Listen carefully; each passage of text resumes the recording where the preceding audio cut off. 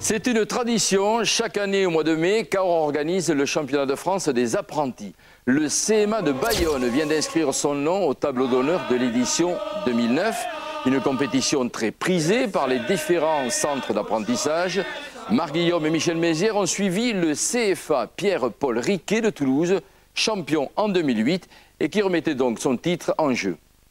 Les risques liés aux activités du peintre, d'accord, ça peut être un risque lié... La sécurité, une obsession dans le monde des apprentis. Bienvenue au CFA Pierre-Paul Riquet de Toulouse, un centre qui accueille dans ses murs plus d'1 millier d'apprentis et forme à 18 métiers différents. Sache, quand on dit situation dangereuse, on entend de la même chose, d'accord? C'est bien d'avoir 2 casquettes, comme ça on voit les jeunes aussi bien sur des terrains que dans des classes.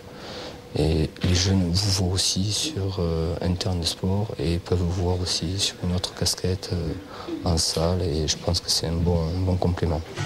Prof de vie sociale et professionnelle, François Ropagnol est donc aussi le prof de gym du CFA. Et sous sa houlette, les Toulousains ont décroché l'an passé leur premier titre de champion de France et une certaine reconnaissance. Une vraie fierté pour les jeunes qui ont été champions de France et puis une reconnaissance de leur statut, de leur identité également, parce que l'apprentissage ne fait pas partie des choses dont on parle le plus aujourd'hui et le fait d'avoir été champion de France les a confortés en tout cas dans leur choix de vie. Alors on va arriver dans l'échangeur, donc là en fait vous voyez pas les 2 échangeurs. Thomas, 20 ans, licencié au club de Muret, champion de France des apprentis, prépare un BP génie climatique. Pour lui, le rugby, c'est d'abord les copains. Ouais, c'est très délire, on a une bonne équipe, une bonne ambiance par rapport à d'autres, je pense. C'est bien entendu, parce que vu qu'on ne se connaissait pas, une bonne ambiance. C'est à Cahors que se déroulait, tradition oblige, la 9e édition du tournoi national à 7 des apprentis. 16 équipes au total disputaient cette phase finale. Une compétition née de la volonté de quelques passionnés pour qui le sport doit exister, quelle que soit la filière de formation. On essaie de leur inculquer les valeurs du sport, les bonnes valeurs du sport, la solidarité, l'entraide dans des sports collectifs comme celui-ci, comme le rugby, le respect des règles, le respect d'autrui, bien sûr, de l'environnement, etc. Donc ils sont en formation et le sport contribue à parfaire leur formation citoyenne. Ça va se jouer rapide les gars, c'est 2 x 7. Vous êtes au 11. Si Toulouse avait un titre à défendre, en revanche, pour le CFA de Blois, le problème du jour était surtout de pallier au manque d'effectifs.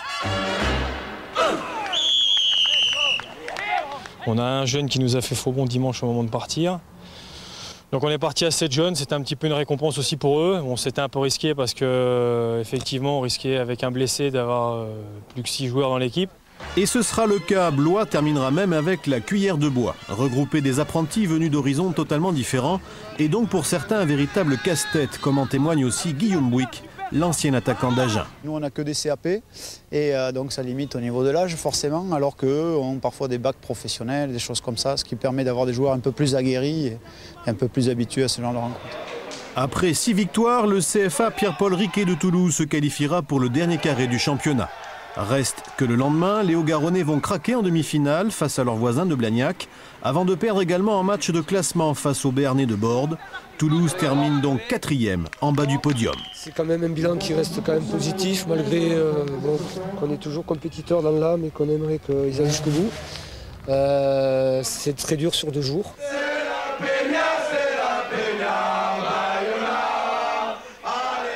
En finale, le CFA de Bayonne s'imposera devant Blagnac sur la pelouse du stade Lucien Desprats. 3 essais à 1, une grande première pour les apprentis basques. Un tout premier titre national, fêté comme il se doit.